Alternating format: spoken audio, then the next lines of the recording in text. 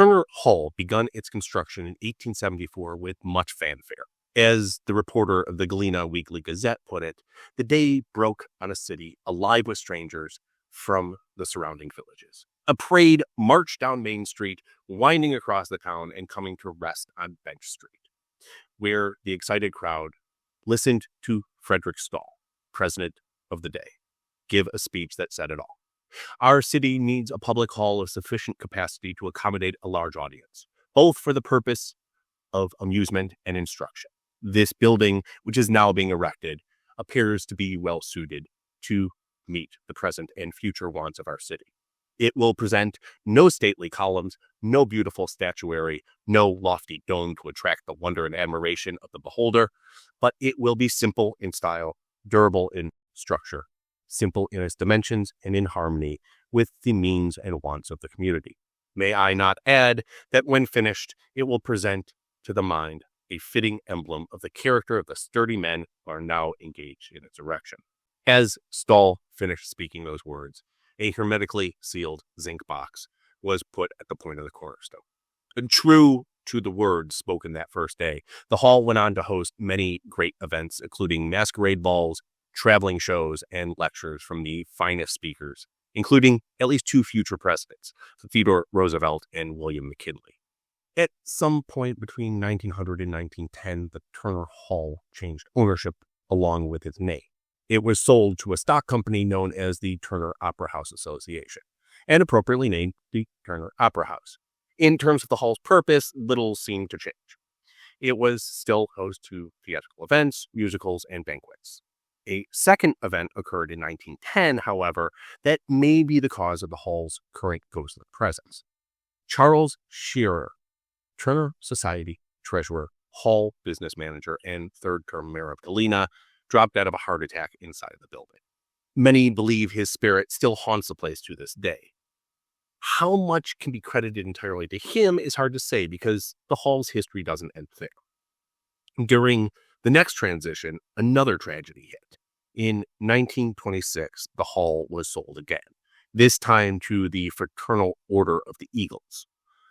Within a few months after the sale, flames gutted the hall. On July 1st, 1926, the alarm bell sounded just a little too late.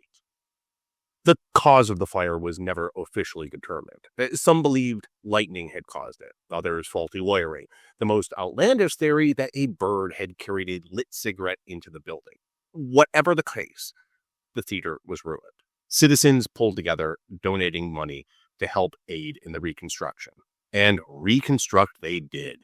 By 1927, a new hall was already completed, opening on January 10th. This time, they ignored the words spoken by Frederick Stahl on the day of the cornerstone about stately columns and beautiful stationery. The new hall boasted, among other features, marble floors and an enlarged stage. It billed itself as a dreamland of an opera house. Despite the glorious return, like so many other theaters of the time, its audience went into decline. By the late 30s and early 40s, it was sold to the city, already showing signs of neglect and decay, caused by years of empty houses. The hall continued to crumble for 3 more decades before the Galena Art Theater, formed in 1960, created the Save Turner Hall Fund. Today, Turner Hall is rented out for weddings, plays, concerts, and special events. You could see its fully restored beauty and perhaps even catch a glimpse of its ghost. For the most part, the ghost of Turner Hall is thought of as little more than a friendly prankster, turning on and off lights, toying with set designers, and generally just letting its presence be known.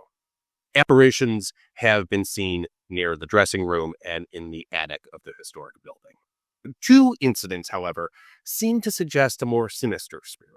The first occurred when 2 men were setting up a projector for use in a slideshow presentation. While they were working, they heard an unintelligible, angry shouting coming from somewhere within the hall. The men stopped abruptly and looked around in vain to find the source of it. Finding nothing, they returned to work. Almost immediately upon returning, the shouting was heard again. This time, the men did not investigate. Frightened, they packed up and left. The second incident was even more chilling. This one was a matter of life and death. Two individuals working on the Save the Turner Hall Fund were inspecting the building when a cold blast of air came over them. They rushed to the other side of the room just as a loose brick fell in the exact spot they were standing.